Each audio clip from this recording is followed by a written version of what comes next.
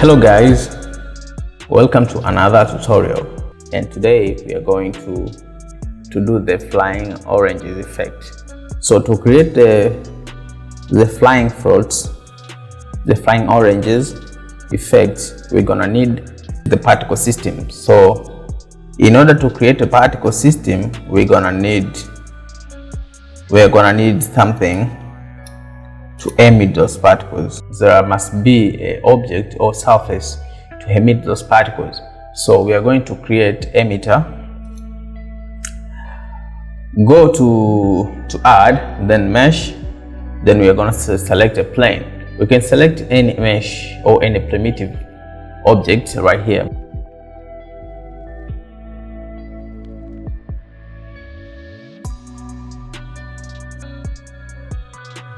So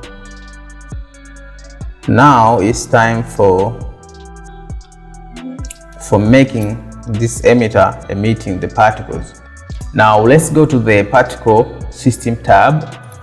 Is this one over here? We'll see this icon. So if you click plus on here, it will add the particle system, as you can see. So right now, if you hit play or spacebar, you can see the particles being emitted, but the particles, they are going down. We don't want that for this effect. Okay, let's go to the particle system settings. The gravity by default is set to 1, so you need to set this to 0, so you can make these particles flowing smoothly without falling down. So make this to 0. Okay, so if you hit play again, our particles now, they are not falling, they are just moving without falling. So you can see the particles, they are moving, but the life is not so long.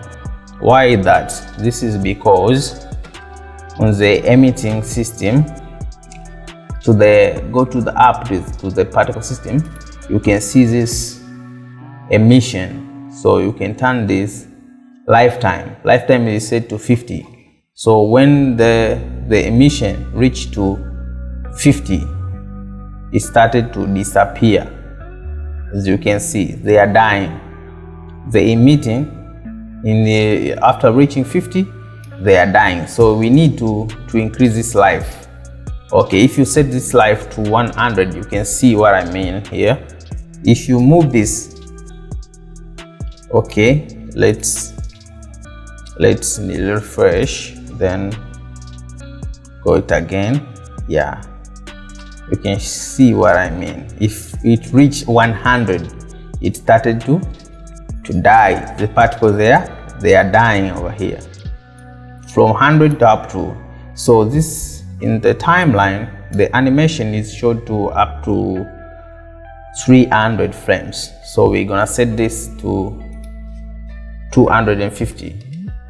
250 is really enough.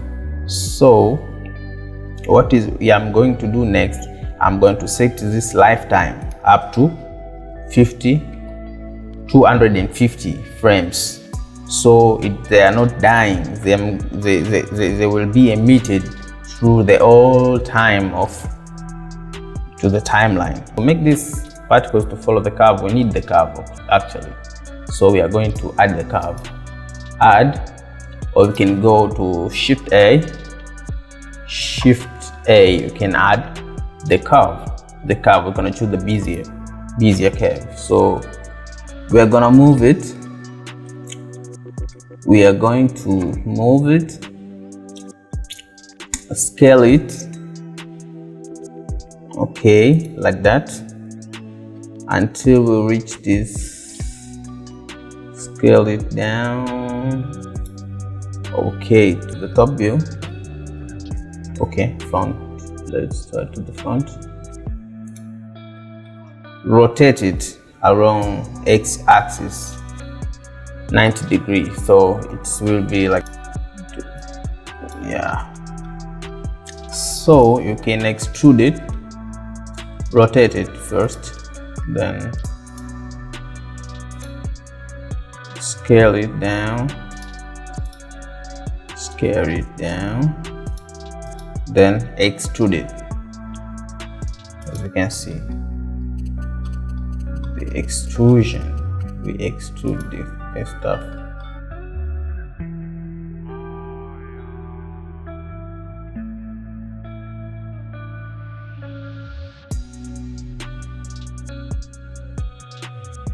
Let's move it up a little bit up. Yeah, save it. Okay, now the curve is ready. The curve is ready for the maneuvers. So if you hit play, we can see the particles, they're just moving, but they are not following the path. They're really not following the path.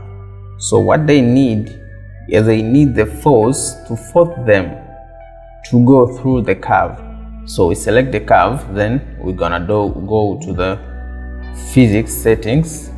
We can see the soft body, rigid body, and force field. We're gonna click on force field. So click on force field. It will add this 3 circles, which is the force. It's moving outward. So let's play. That force we added doesn't make any changes. Why is that? Because we are not telling this curve that we are not telling the particles that the particle didn't get the information from the curve, from the force field, that they are supposed to move along the path. So in order to make them moving along the path, we need to change the shape to the settings. So right over here you can see, so if we set this from point to curve to this shape of the curve, now if we play it, the particles now should be following the path, but they are acting strangely. They are falling apart because of the force we have added. The force is really strong, so we need to set this flow to 1. So if we set this flow to 1, it will start to have the effects on this. And another thing we need to do is to set this strength to negative number, to something like higher value, like 10. So we can see these particles, they are going through the curve. Number of particles is too high, so we can change this number of particles. Go back to the particle setting, go to emission, and that by default you can see this number of particles, total particles emitted is 1000. So we're going to change this up to 100. The number really small number, because the objects we are going to replace these particles, they are really heavy in subdivisions. So if we had those higher number, it's going to make this computer freeze. It is really very bad. So you can, as I can see, you can still adjust. You can still adjust this curve, make this something usable. Where we can see those particles flying. So yeah, it's like that. Okay, if we hit play, now we can see the particles there. They are moving along the path. So, but the particles, they are moving along the path, but they intersect, and this is the problem. This is a problem. I don't like it. If there is someone knows how to make these particles do not collide, do not intersect with each other, I'll be very thankful. So there's another setting, another parameters we can set. Okay, let's set this another parameters. Turn off this emissions and velocity. Okay, leave the velocity. Rotation, we need this particle to rotate along the path.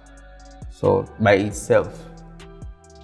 So as you can see, the particles, they are moving freely, unlike when we are using that curve guide. The particles, they are moving really sticky and they are not moving like. There is another setting we are going to change to the physics tab. As you can see, by default, physics type is set to Newtonian, particle physics type to Newtonian. So we can change this. In my project, I used this. I changed this Newtonian to fluid. So the particles, they will be moving fluidly. So if we can set this to fluid and we play it again, you can see the particles now moving freely, really joy. They are really joyful. Okay, so if there is another parameters we need to change, something like buoyancy.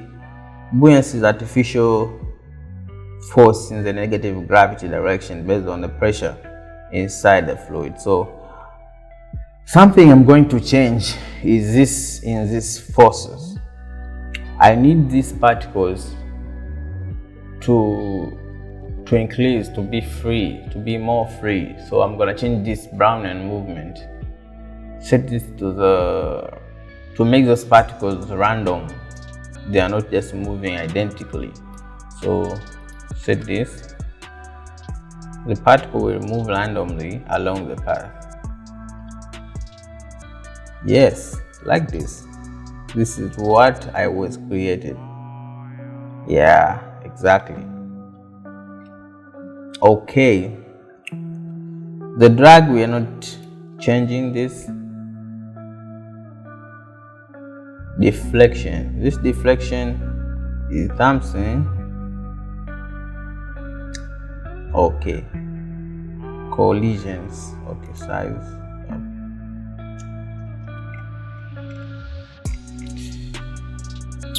Okay, right now going to right to the bottom of these settings. We're gonna see this render tab, so we can set this. By default, the particles are being emitted like halos.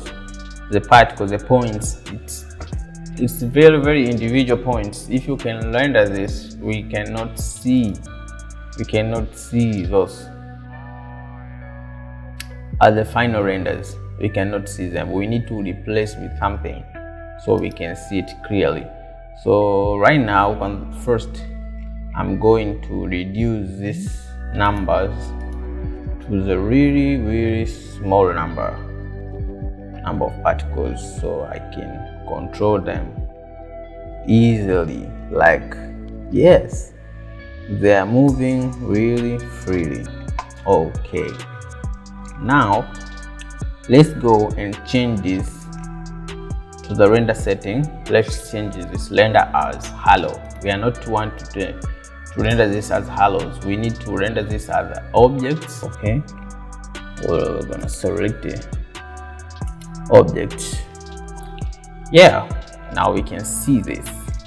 But if you have time, you can just play with the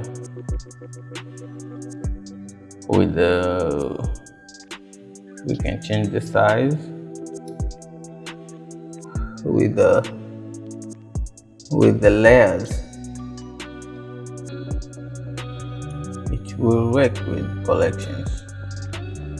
It probably will work. So now the particles, they are flying. They are flying through